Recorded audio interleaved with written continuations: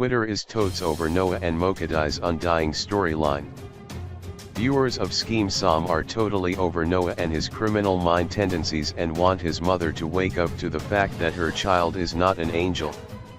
Ma Mokgadi is convinced that Noah is an innocent child, despite being told like a million times that Noah is causing trouble. Not only does the boy lie, but he cheats and steals and almost everything in between. But Ma is Ray Charles to everything bad that he's doing, and Twitter has had it up to here, insert gesture of flat hand next to neck here.